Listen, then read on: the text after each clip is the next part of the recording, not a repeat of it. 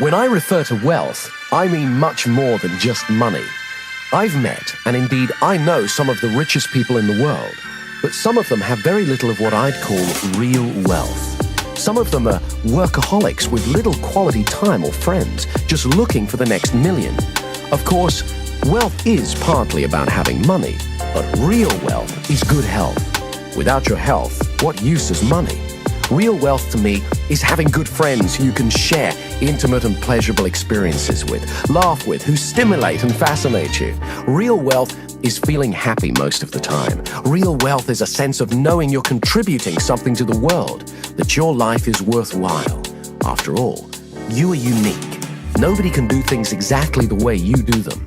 Everyone has special skills they bring to the world, and the fulfillment of that is a wealthy feeling. First of all, I'd like to start by dispelling some myths about money, by perhaps challenging some of your views about money, because before you can truly become richer in the physical world, you're going to have to become richer in yourself. Stop for a moment and ask, what would having more money give you that you don't already have?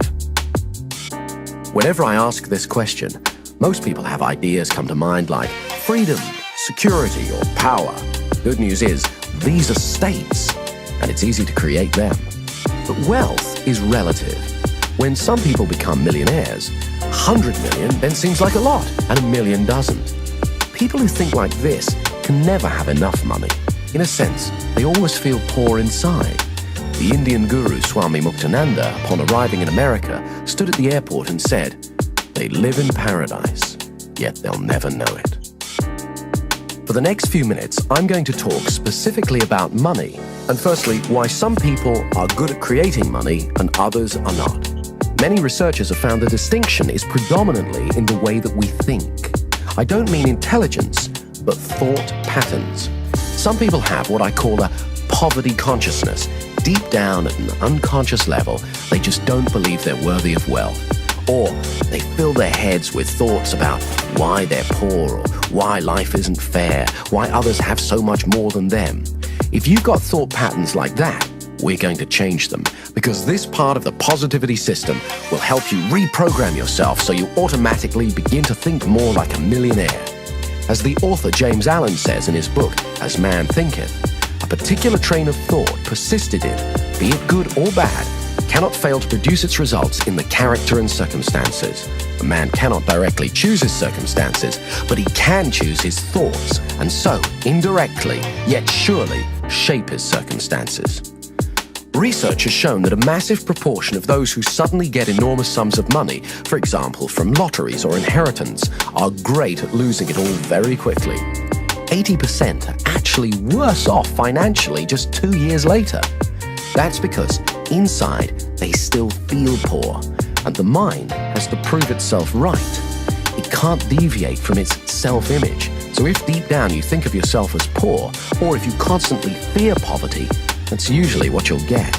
In the words of Jim Rohn, if someone hands you $1 million, best you become a millionaire or you won't get to keep the money.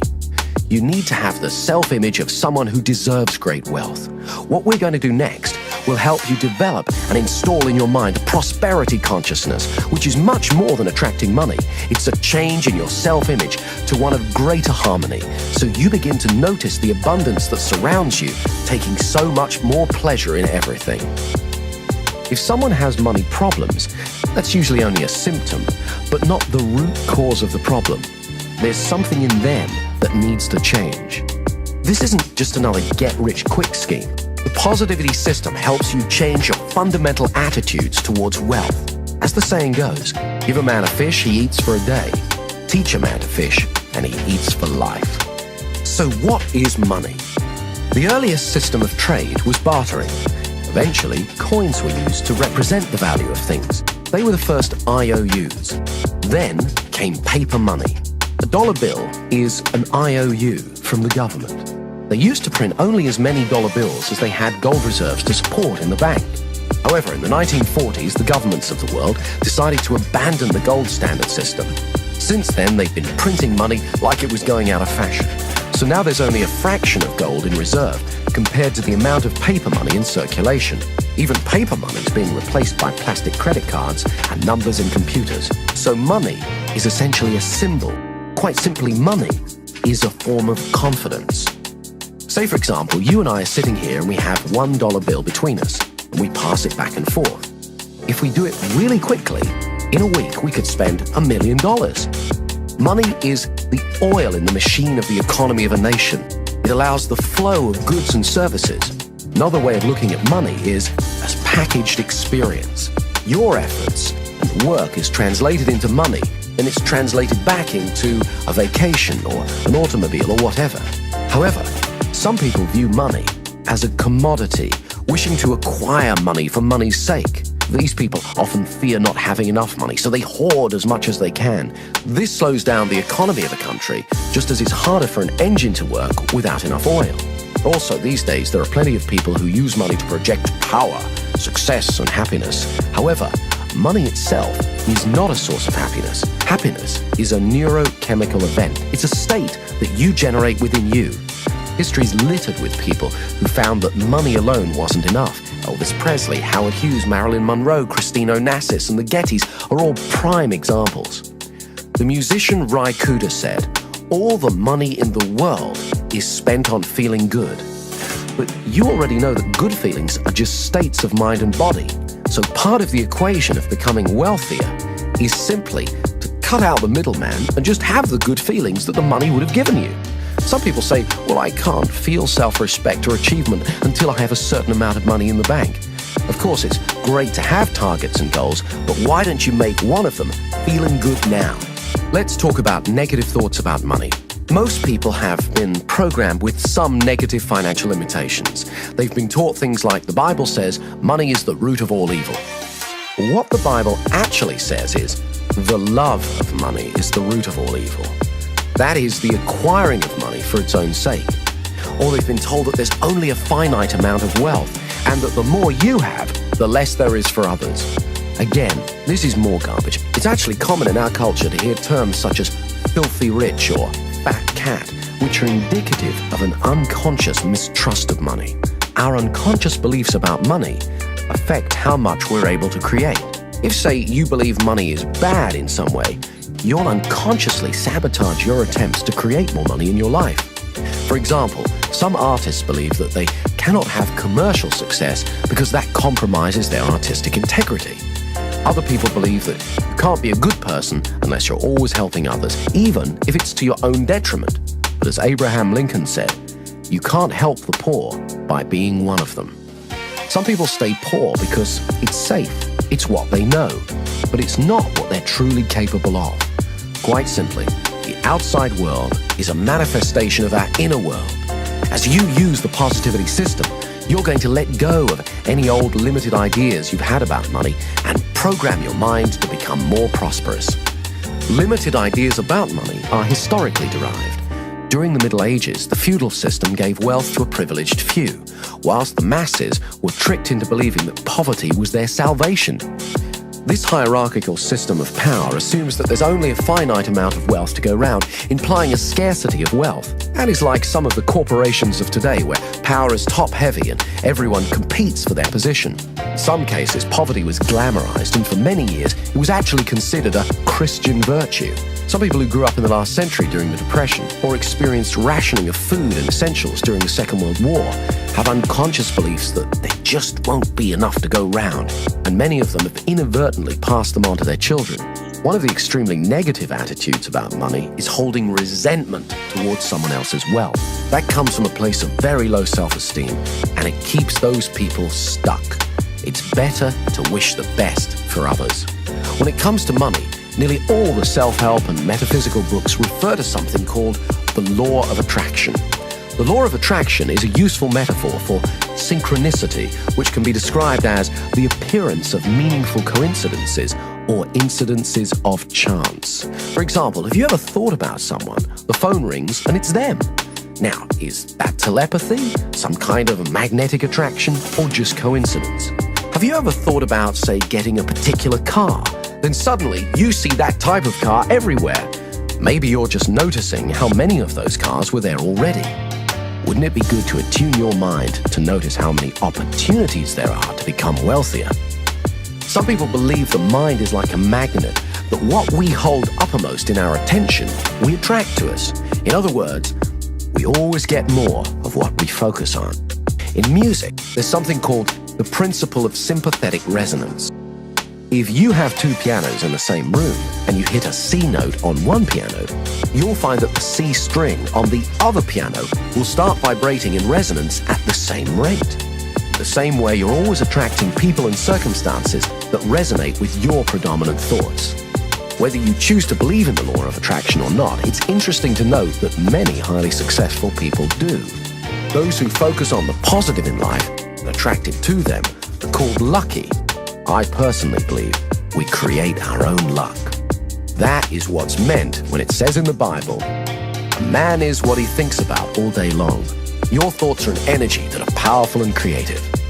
I've found that most wealthy and successful people tend to employ the same simple habits and beliefs about prosperity. However, the same rule of habits and beliefs applies to poverty as well. I believe that many people help to keep themselves poor through the beliefs and habits they have towards money. They use the evidence that their lack of money has made them poor, whereas sometimes their poor behaviors in relation to money is what keeps them from experiencing abundance. They've affirmed over and over again, often unconsciously, that they're poor, so it's become a self-fulfilling prophecy, a poverty consciousness. What the positivity system does is helps you to change that. I'd like to share with you some techniques that I've used myself that have helped me dramatically increase my personal wealth. I've taught them to others, they've also increased their wealth, and now I'd like to share them with you. One of the first things that made a major difference for me was consciously deciding to do things differently. Years ago, I definitely had a poverty consciousness, worrying constantly about being poor or how not to be poor. So guess what? My attention was, yes, on poverty. For example, when a bill would come through the mail, I'd open it, I'd worry about how I was going to pay it, I'd feel poor inside. Obviously, it's important to be financially organized and consider how best to pay bills. However, I was also affirming to my unconscious mind a poverty belief. If you're going to be wealthy, it's just as important to prepare for wealth by feeling rich inside. So what I started to do when I opened the bill was vividly imagine I had thousands in the bank. You can imagine how good that feels. I was sending a new message to my unconscious. Some people try saying affirmations like, "I am truly wealthy." But if deep down you don't believe that, it's next to useless. You have to create a feeling of wealth by vividly imagining yourself as wealthy over and over again. Next, I needed to change my self-image around money. I had a scruffy little checkbook, one that reflected my scruffy little finances at the time. So I changed banks and got a clean new one to help me start to feel different. The mind is sensitive, so it's important to signal to yourself that positive changes are happening. Then the real fun began. I needed to get a strong sense of what greater wealth would be like. So I got an old bank statement, cut it up, removing the bits that said overdrawn, and began to rearrange the figures and glued it back together, showing that I had thousands in credit. As soon as I'd finished, I burst out laughing. Actually holding it in my hands, it began to feel more real. Within a few months, the imaginary amount had become a reality. Having that tangible piece of paper, the bank statement, had really helped. So I went about making a scrapbook, collecting pictures of things I wanted, places I wanted to visit, people I wanted to meet. Remember, the mind needs a sensory-rich experience of what you want it to make real for you. It's important to have big dreams so you can grow into them. For example, a few years ago, I went into a Mercedes showroom, sat in a car to get comfortable, smelled the leather, went for a test drive, imagined vividly it was my own, took away a brochure and added it to my scrapbook, imagined driving it every day. Pretty soon, I started to see Mercedes everywhere. My mind was now focused on getting me one, and chance favors the prepared mind. So it wasn't long before a bargain came along and I bought my first Mercedes. As George Bernard Shaw said, some men see things and ask why. I dream things that never were and ask, why not? A friend of mine got really into this type of creative visualization. He'd been practicing on visualizing parking spaces. Amazingly, it seemed to work. So he decided to go for bigger things. He'd never traveled abroad, and he really wanted to, but he didn't have the finances. So he collected together a bunch of travel brochures, cut out the pictures of all the places he wanted to go, and stuck them in his scrapbook. This is the funny part. He packed his suitcase every Sunday for a month and went to the airport. He even stood in line. He'd then come home and watch a video of a program about traveling on Concorde and look through his scrapbook at all the places he wanted to go.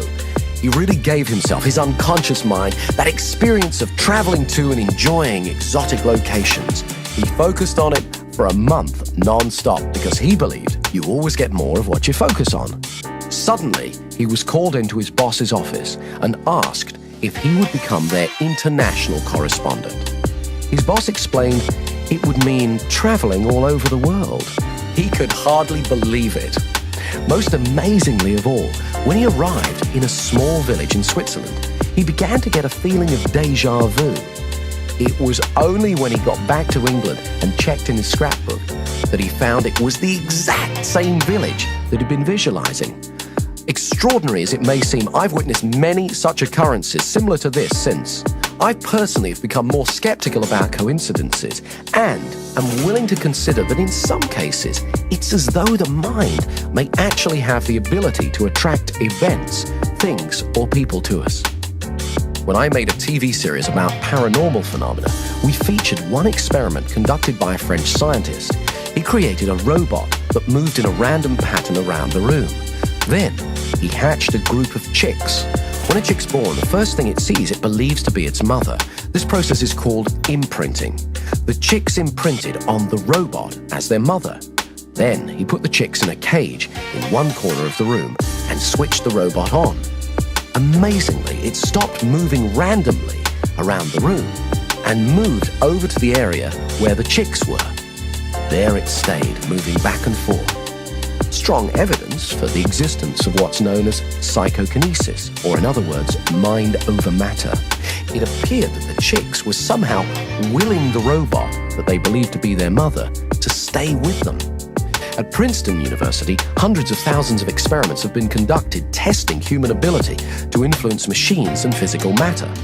When I made my TV program about paranormal phenomena, I interviewed Dr. Michael Ibbison from Princeton University, who'd been conducting a number of experiments which strongly point to the existence of psychokinesis.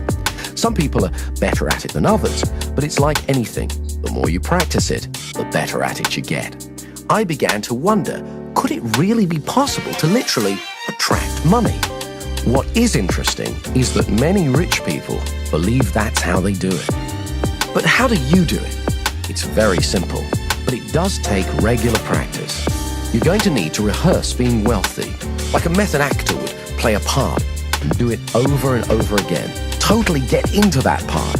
Okay, the first thing you need to do is get a scrapbook and start collecting pictures of things that you want, people you'd like to meet, places you'd like to go, things that you really want, anything that you want to bring into your life. Incidentally, it can just be a symbol you desire. Then, go about creating sensory-rich experiences of your goals. If it's a particular car, go about getting a test ride. Then it'll be easier to vividly imagine driving one over and over again. If it's a beautiful house, imagine walking around it until you know every inch of it. The feeling of the carpet, the smell, the texture of the furniture, and so on. Also, be open to feedback from your unconscious mind. When I first imagined owning a Bentley, I was visualizing driving it down the road. But other cars kept bashing into me. No matter how hard I kept trying to get out of the way. I took this to be a warning that, although I could get a Bentley, the cost at the time might be some jealousy. In other words, there was a cost greater than money than I'd foreseen. The next step is, every day, look at your scrapbook. Imagine what it would be like living your desire. See what you'll see, hear what you'll hear, and feel how good it'll feel. Do it as often as you can every day. You may not get instant results. You can imagine how chaotic the world would be if every whim or fancy we ever had suddenly materialized, but you will begin to set the process in action. Okay, I'd like you to stop for a moment and imagine how your life would be different if you are much wealthier. How will you walk? How will you talk? How will you feel? How will others treat you? How will you feel about paying bills?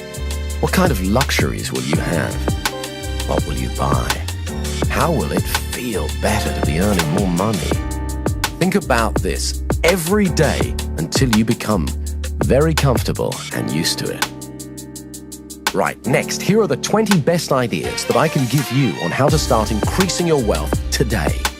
Any one of these will make a difference. As you start using more and more of them, you'll move even faster towards a wealthier life, towards the millionaire's mind. Number 1, save first, then spend what you can truly afford. Now, I know this sounds obvious, but poor people do the opposite. They spend what they earn. Often, they spend more than that and wind up affirming their poverty. You have to have a plan and stick to it. Come up with a plan to clear any outstanding debts and take steps towards reducing your debt month by month. As soon as possible, stop keeping your head above water and start laying the foundations of wealth. Some people find it helpful to write down everything they spend money on. Somehow, having it right there in front of them makes it much clearer. 2, study wealthy people. Find out what it is that they're doing and you aren't. Understand how they think and behave towards money and wealth. Do the technique we did where you choose a role model.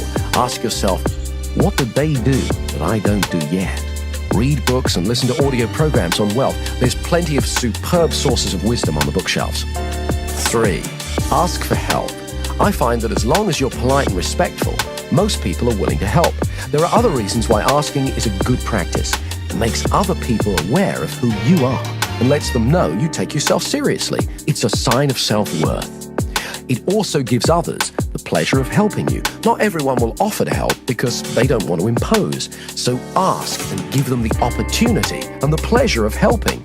It's good for their self-worth as well. As Charles Gibbons, the author of Wealth Without Risk, says, if you want to learn about money, learn from somebody who has a lot of it. Many of the most successful people I know have said that they wish more people would have the courage to ask them for advice. 4, do regular visualizations. Create a sensory-rich experience of what it is that you want so your unconscious mind can get a clear idea. Also, walk around for an hour each day, imagining you have everything you want.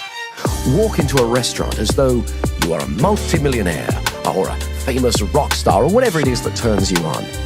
Do it like a method actor would totally get into the part because it conditions your mind to get used to success and it's a lot of fun.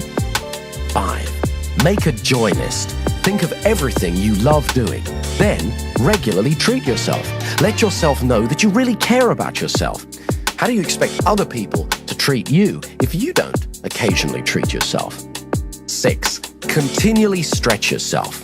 Dare to dream and think big. Push the limits. I don't mean take unnecessary risks, but most achievement involves some leaps of faith. You can either choose a life of getting by and surviving, or you can push the boundaries. That's how human beings grow, by stretching. As the saying goes, if you keep doing what you've always done, you'll just get more of what you've already got. Highly successful people are continually stretching themselves. Stretching means moving out of the comfort zone. It's easy to become complacent and get stuck. However, if you continually look for bigger challenges, then you continually grow. It's important to have big dreams so you can grow into them. As Donald Trump says, you have thousands of thoughts every day. You might as well make them big ones. 7, get comfortable with money. Carry an appropriate amount of money. Get used to having it on you. Get comfortable with it. This sends an important message to yourself. One technique I used was to practice writing out checks and paying in slips for millions of dollars until I felt comfortable doing it. Obviously, don't leave them lying around. Doing that process meant that I was able to feel comfortable paying out large sums of money and to paying in large sums of money. So I conditioned myself to become a wealthier person. Far too many people are scared by large sums of money.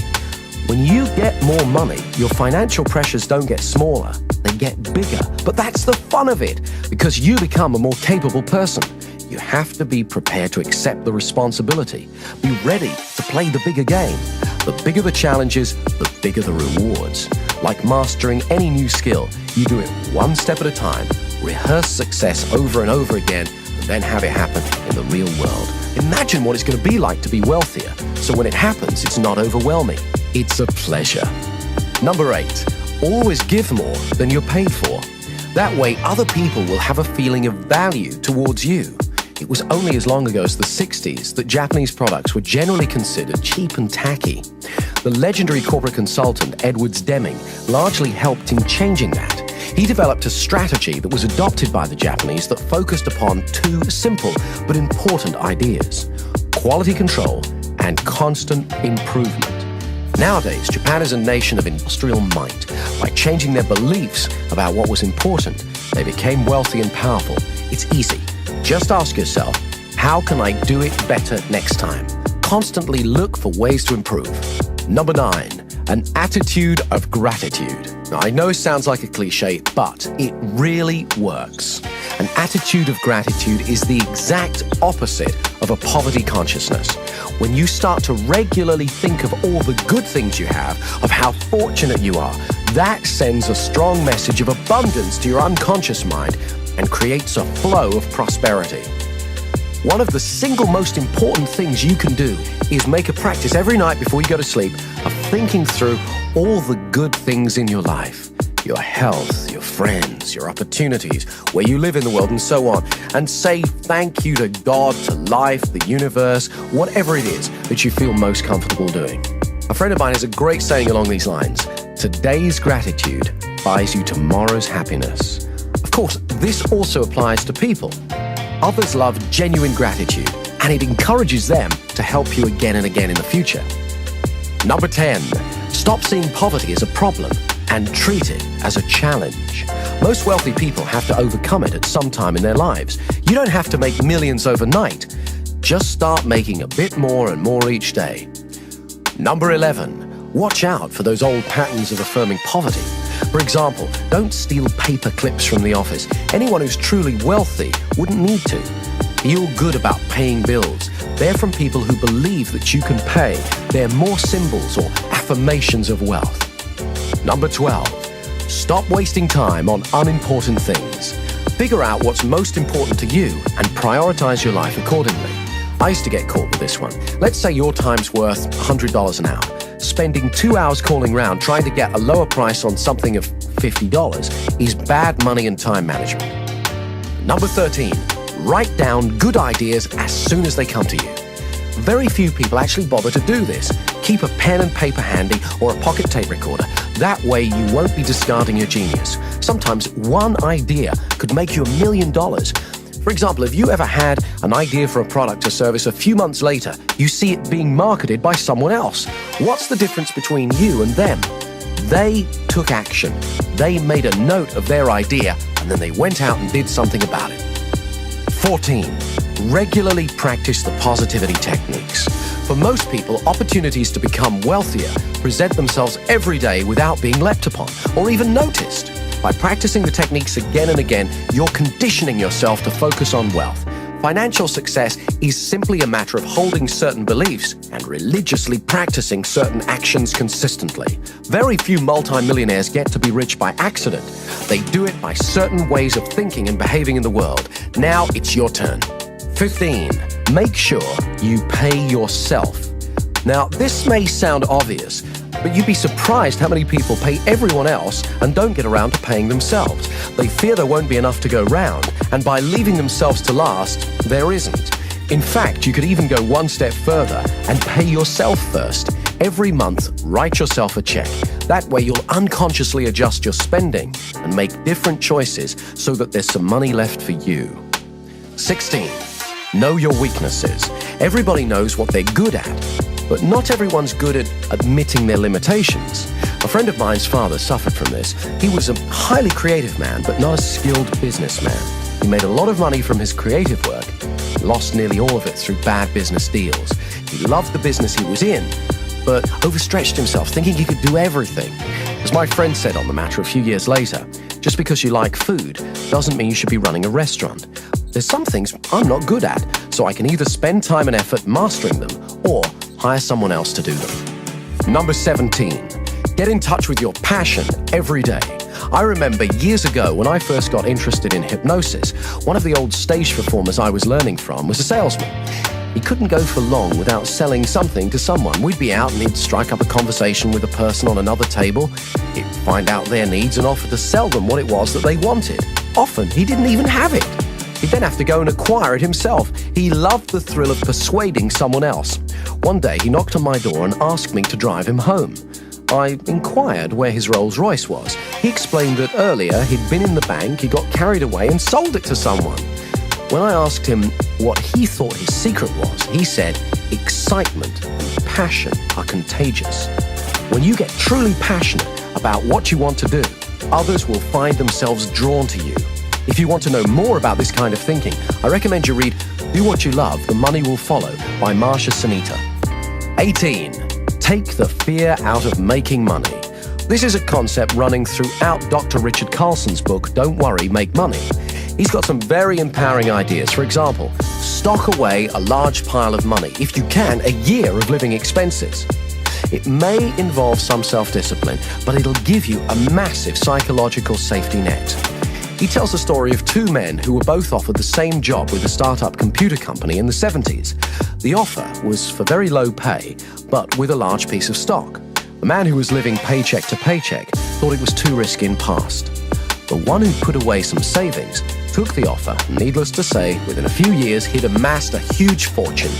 The moral of the story is that in most cases, creating abundance usually involves some risk. As the saying goes, risk is the currency of the gods. Richard Carlson also uses another example of how taking the fear out of money helps when he says, be prepared to walk away from a negotiation. You can usually go back. When you're not attached to an outcome, you're more powerful. Other people unconsciously pick this up from you. He uses an example where, say you find a house you love, the asking price is $100,000. You know it's not worth any more than $90,000. If you're willing to walk away and not to worry about it, more often than not, the seller will come back to you because most other people are worriers. He won't want to turn down a certain thing, your offer, for an uncertain thing. He'll probably make you a counter-offer, but when he senses you're not a worrier and happy to walk away, it'll be far lower than if he sensed you had fear. Number 19. Charge what you're truly worth. There's an old story about the King's steamship. When it broke down, every engineer in the land was summoned to try and fix it, but all of them failed.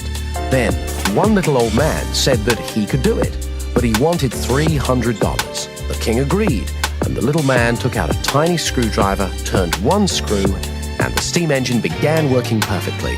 $300, please, said the little old man. The king, looking rather dismayed, exclaimed, $300 for turning one screw? No, replied the little man. $1 for turning the screw, $299 for knowing which screw to turn.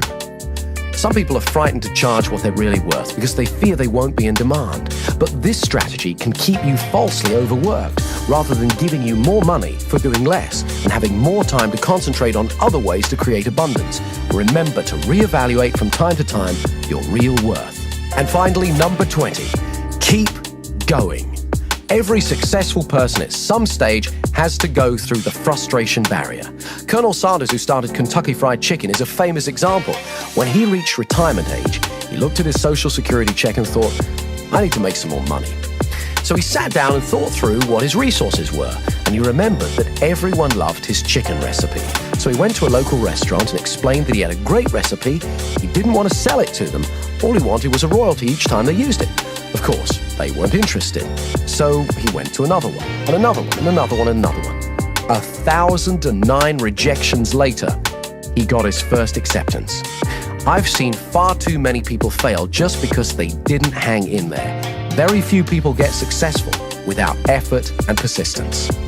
Finally, I want you to remember that true wealth is not measured by money alone. Start today. Take stock of your true wealth. Create a plan and start moving towards it. Make the changes that you need to make. After you've begun to enjoy more of the success that you desire, you'll look back and be thankful that you did.